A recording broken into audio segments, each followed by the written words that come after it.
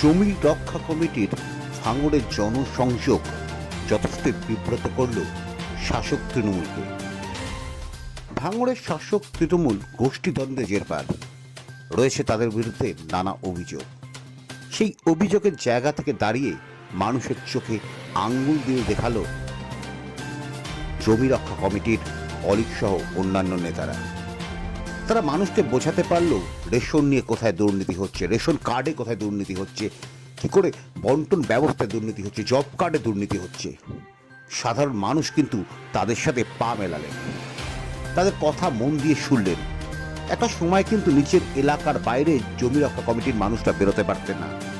বিগত দিনে দেখা গেছে তারা যখনই কোনো জায়গায় প্রচার করতে গেছে বা তাদের কথা মানুষকে বোঝাতে গেছে, তখনই শাসক তৃণমূলের লোকরা তাদের উপর চড়া হয়েছে। কিন্তু রোববার সকালের ফ্লেভারটাই ছিল আলাদা। সারা দিন ধরে ভাঙড় বিধানসভার একাধিক এলাকায় তারা নিজেদের কথা প্রচার করতে পারল। কার্যত তৃণমূল এদিন ঘরে ঢুকে গেছে।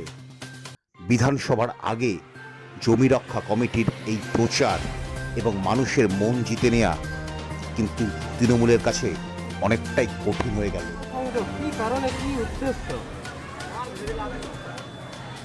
উদ্দেশ্য একটাই, সেটা হচ্ছে যে জমি জীবিকা বাস্তুতন্ত্র পরিবেশ রক্ষা কমিটি যে লড়াই করছে, বিশেষ করে পোলেরহাট 2 নম্বর অঞ্চলেই সেই লড়াইটা মধ্য দিয়ে যে কিছু অধিকার অর্জন করেছে, যাতে সেই বিষয়টা সমস্ত ভাঙড়ের মানুষ জানতে পারে। এবং ইতিমধ্যেই জমি কমিটি এই সিদ্ধান্তও নিয়েছে যে ভাঙড়ে তারা ফ্যাসিবাদী যে বিজেপি, সাম্প্রদায়িক ফ্যাসিবাদী বিজেপি এবং স্বৈরাচারী যে তৃণমূল, তার বিরুদ্ধে লড়াই করবে নির্বাচনে।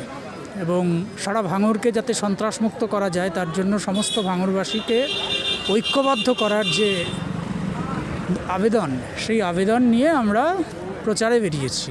এবং এই বার্তা আমরা দিতে চাই যে জনগণের অধিকারকে প্রতিষ্ঠিত করার জন্য তার নিজস্ব দাবি নিয়ে লড়াই একমাত্র পথ। ধর্মের ভিত্তিতে কোনো রাজনীতি নয়, ধর্মের সঙ্গে রাজনীতির সংযোগ নয়। ধর্মটা প্রত্যেকের যার নিজস্ব বিশ্বাসের ওপর করবে সে পালন। কিন্তু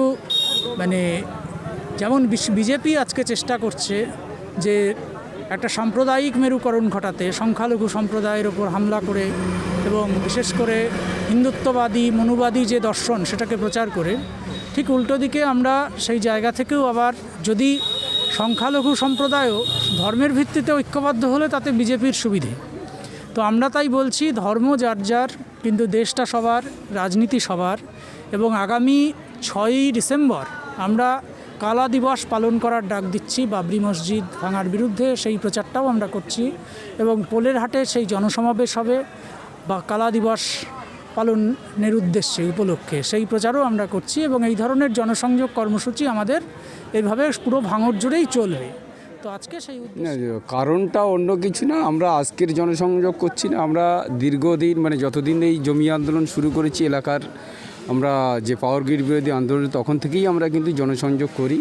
এটা হয়তো আমরা এই এলাকায় প্রথম এসেছি, কিন্তু আমাদের এলাকায় প্রত্যেক দিন আমাদের কোনো না কোনো জনসংযোগ থাকে, কোনো না কোনো কর্মসূচি থাকে। আজকের কেন আমরা এই এলাকায় জনসংযোগ করতে এসেছি, এটা হয়তো প্রশ্ন। আপনারা জানেন আমরা এর আগেও বারবার এই এলাকায় বেরোতে চেয়েছিলাম, বিভিন্ন এলাকায় ঘুরতে, কিন্তু ঘটনাচক্রে এলাকার কিছু দুষ্কৃতী আপনার অনন্তপুর মোড়ে আমাদের ওপরে কিন্তু বোমা গুলি বন্দুক নিয়ে হামলা করা হয়েছিল, যাতে আমরা একটা সীমাবদ্ধের মধ্যে আটকে থেকে আমাদেরকে বেরোতে দেওয়া হয়নি। তো সেই দিন আজকে আর নেই। আজকের ভাঙড়ের পোলেরহাট 2 নম্বর অঞ্চল আজকে ডাক দিয়েছে পুরো ভাঙড়কে দুর্নীতিমুক্ত করার জন্য এবং সন্ত্রাস মুক্ত করার জন্য এবং ধর্মীয় যে বিভাজন, সেই বিভাজন মুক্ত করার জন্য কিন্তু আজকে আমরা ডাক দিয়েছি। তার জন্য আজকে শুধু এই এলাকায় নয়, ভাঙড়ের বিভিন্ন জেলায়, বিভিন্ন এলাকায়, বিভিন্ন ঘরে ঘরে আমরা ঘুরব এবং আমাদের কথা আমরা যে সরকারের থেকে আদায় করেছি, যে সরকারের দাবি আদায় করেছি, সেই কথা সাধারণ মানুষের কাছে তুলে ধরব। এর জন্যই আপনাদের বিরুদ্ধে তো সন্ত্রাসের অভিযোগ উঠেছে একাধিকবার, কিভাবে সাধারণ মানুষকে বোঝাবেন? হ্যাঁ, আসলে সন্ত্রাসের অভিযোগ আমাদের বিরুদ্ধে উঠেছে, আমাদের বিরুদ্ধে ওই জন্য অনেক কেসও করেছে।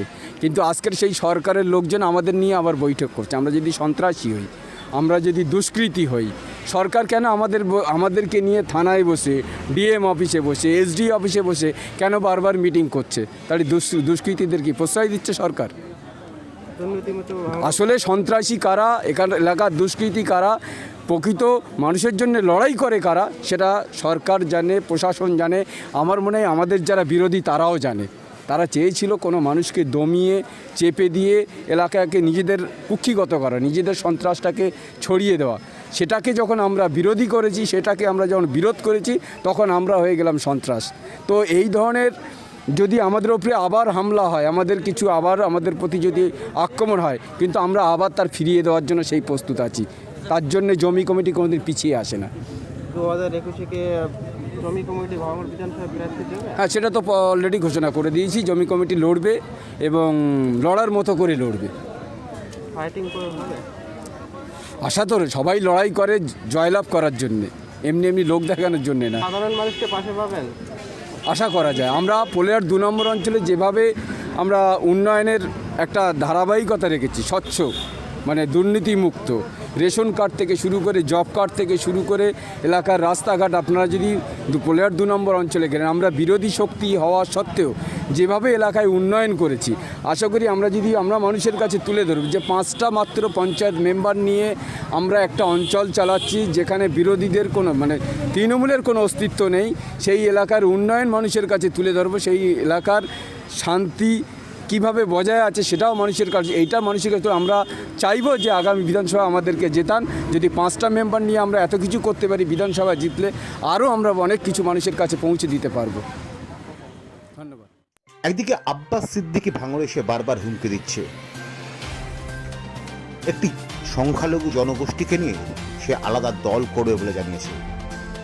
আব্বাস সিদ্দিকী ইতিমধ্যে তৃণমূলের কাছে ভয়ের কারণ হয়ে গেছে। ঠিক সেখানে আবার অলিক এসে দাঁড়ালো।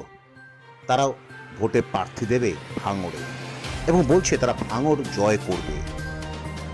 এখন দেখার কার পক্ষে যায় ভাঙড়ের ভোট। নিউজ 19+ ভাঙড়।